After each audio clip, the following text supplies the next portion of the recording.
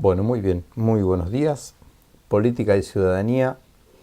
Estamos analizando las ideologías políticas y sociales. Habíamos analizado el liberalismo individualista y ahora nos tocaría la otra gran ideología del siglo XX y siglo XXI, que hunde sus raíces en lo que se llama comúnmente el totalitarismo, ¿sí?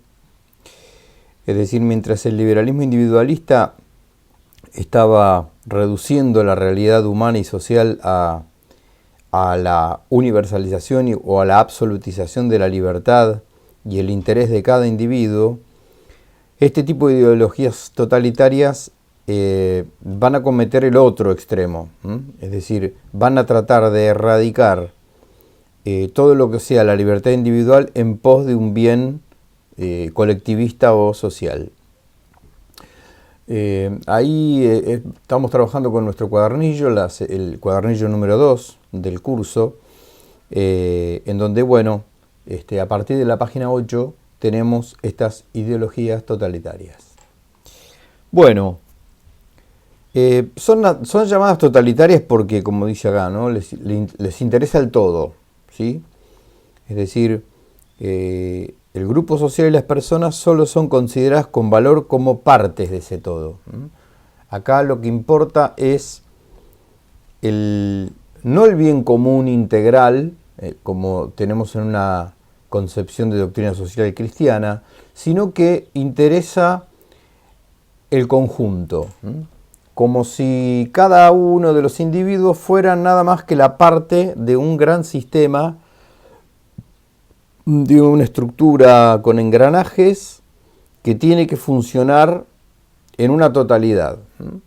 Es decir, la persona no es un núcleo de dignidad y de libertad y de derechos y de responsabilidades, sino que es la pieza de un todo que tiene que funcionar de una sola manera.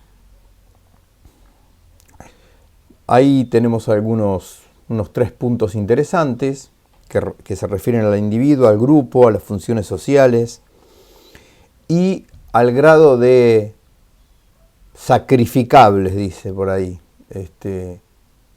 acá, ¿no? En pos de los cuales los miembros son sacrificables. Vamos a ver qué pasa en principio con esta realidad. Bueno, ese individuo carece de valor o dignidad propia fuera de la condición que tiene como parte del grupo social o de los grupos sociales y del Estado. Ahí la realidad fundamental es nada más ni nada menos que el grupo. La persona, decíamos recién, no es la sustancia desde el punto de vista filosófico, la sustancia en sí y por sí, sino que es un accidente. Ahí el sí y el por sí es el Estado. La persona, el individuo, está en función de un engranaje, de una maquinaria mucho más grande que es el Estado. Entonces, pasando al segundo punto, el individuo no tendría propiamente derechos, sino que tiene una función social. Tiene un rol. La persona es un rol más que tener. Acá está el problema, es muy fino. El problema del verbo, no solamente que la persona cumple roles y cumple funciones, no, el individuo es una función social y en la medida que no se acomoda a esa función social, se degrada como individuo, porque su fin último, su destino final, es ser un engranaje más de esa maquinaria social colectiva. Es decir, todo el reclamo de libertades que pueda llegar a haber ahí, se realiza siempre y cuando como demanda legítima de esa colectividad. Por eso que los miembros son sacrificables, como va a decir así dice este párrafo, ¿no? No puede reclamar libertad, hice una macana, no puede reclamar libertad si no es para la realización de las demandas de la colectividad, en pos de los cuales los miembros son sacrificables. Acá en la Argentina ha habido un partido político muy popular, tal vez el más popular de todos, que a ver si me viene a la memoria el lema. Decía algo así: primero la patria, después el movimiento y por último los individuos. Un desastre, ¿no? Desde el punto de vista antropológico, desde el punto de vista humano es un desastre. Eso, poner al hombre en el último lugar, ha tenido costos históricos y sociales gravísimos. Bien, avanzamos un poquitito más en este apunte. Ustedes van a realizar un trabajo práctico que yo les voy a dejar adjunto en la plataforma sobre este texto. Muy bien. Dice, vamos a describir.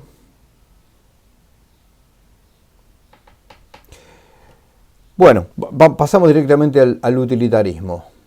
Iba a decir otra cosa, pero seguimos adelante, estamos aquí. El utilitarismo es la doctrina que considera que las conductas son legítimas cuando la suma de beneficios que traen supera la suma de los perjuicios que provocan. Claro, hay que ver acá, en esta concepción utilitarista, que es totalitaria, es uno de los rasgos del totalitarismo, el utilitarismo, ¿a qué se llama beneficio y a qué se llama perjuicio? Esa suma de beneficios y esa suma de perjuicios no son al bien integral social humano, sino se refieren a esa maquinaria social, a esa sociedad macro en donde los individuos, las personas serían meras realidades individuales. Esto me aparto un poquitito del texto, para llevarle una reflexión de tipo biológica. Esta es una de las tantas cosificaciones del hombre. Si algo hacen estas ideologías es, habíamos dicho al principio, reducir al ser humano. Se lo cosifica o, si se quiere, se lo animaliza. Muchas de las inspiraciones de estas ideologías vienen de una visión biologicista del hombre, es decir, de una antropología biologicista. ¿Por qué de una antropología biologicista? Bueno, porque esto de que cada una de las personas es vista como un sujeto, como un individuo, no como una persona. Vamos a ver qué diferencia hay entre individuo y persona. En las ciencias biológicas, en realidad en la naturaleza, que es el objeto de las ciencias biológicas, nosotros vemos que, por ejemplo, veamos el resto de las especies vivientes. Ahí el individuo no importa. Es decir, cuando uno estudia todo el comportamiento instintivo o natural de cualquier especie viva, advierte rápidamente que lo que importa ahí es la conservación de la especie, no el individuo. Es más, muchas veces el individuo debe sacrificarse por el bien de la especie. Tomemos un ejemplo rápido para volver a nuestro tema. Cuando un depredador está acechando una manada, pongamos de antílopes, no recuerdo si el colectivo antílope es manada, pongámosle que sí. Una leona está persiguiendo para comer una manada de antílopes que están ahí abrevando en un río, ¿no? Bien. Cuando la manada advierte la presencia de la leona por su ruido y por su olor, pega la estampida y sale corriendo a toda velocidad para salvar la vida. Generalmente, la leona, cuando caza a un individuo, o caza a un individuo joven que corre poco, o caza a un individuo enfermo que también corre poco. Ahí la naturaleza ajusta el bien de las dos especies, no el bien de los individuos, sino de las especies. ¿Por qué? Porque la especie león consigue su propio alimento. No es casualidad que case la hembra en los felinos. Generalmente las que más cazan son las gatas y las leonas. Si tenemos gato en casa lo vamos a ver eso. Porque la leona tiene, entre otras cosas, la facultad de procrear, ¿sí? De dejar descendencia. El león también, por supuesto, sin el león no puede dejar descendencia, pero la leona tiene un papel fundamental en esto. Por eso que es la que caza, porque es la que come primero.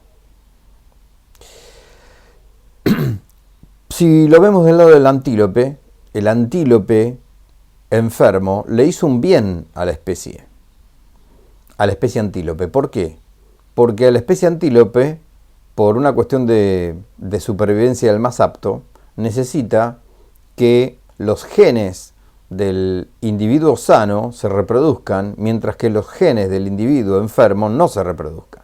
Por eso que a la especie antílope le conviene, si un individuo de la manada ha de morir, que muera el más débil. El más débil generalmente es o el muy pequeño, o el muy viejo, o el enfermo.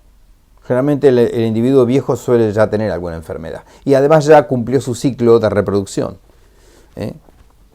Muy bien. Bueno, esto cuando se traslada a lo humano, en política y sociedad se llama darwinismo social. Darwin es el que trata de explicar la evolución de las especies a través de su teoría, donde una de las patas más importantes es la selección natural y la supervivencia del más apto. El darwinismo social es llevar esto a la sociedad humana. En la sociedad humana es, perdón por la redundancia, es realmente inhumano creer que el más débil tiene que morir antes. Nosotros tenemos casualmente una moral en donde vemos que eso no está bien, y lo que nosotros sí rescatamos es el nivel de valor infinito que tiene cada persona, esté sana o esté enferma, sea anciana o no lo sea. Esto estamos hablando dentro de la doctrina social de la Iglesia, ¿no? Cuando la doctrina social de la Iglesia se opone radicalmente a lo que viola los derechos fundamentales del existente humano, cuando por ejemplo se enfrenta a la eutanasia y se enfrenta a la eugenesia y al aborto, es casualmente para que el mismo ser humano no sea depredador del mismo ser humano. El hombre lobo del hombre, como le gustaba decir un inglés. Que el hombre no sea la fiera del hombre. Cuando yo digo que un viejito ya lo abandono o en un hogar, y estoy diciendo realmente que se muera cuanto antes porque ya vivió, ya es una carga para la familia e incluso ya tiene por alguna enfermedad, entonces lo mejor es ayudarlo a morir. Ese es el eufemismo que se usa para matarlo. Eso es la eutanasia. Eso viola el principio de derecho a la vida y a la integridad física desde la concepción hasta la muerte natural. Lo mismo con el aborto, donde se comete el crimen más abominable de todos, porque se está matando a la víctima más indefensa que existe, que es cualquiera de nosotros cuando hemos estado en el seno de nuestra madre. No nos podíamos defender de nada. Y si nuestra madre no nos defendía, o un médico que juró proteger la vida tampoco lo hacía, éramos hombre o mujer muertos. Muy bien, volvamos a lo nuestro. Volvamos a lo nuestro. Ya estoy, ¿eh?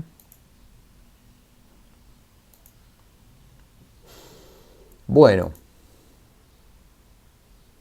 Estoy teniendo un problemita técnico. Si ustedes me esperan un segundo, ya estoy con ustedes.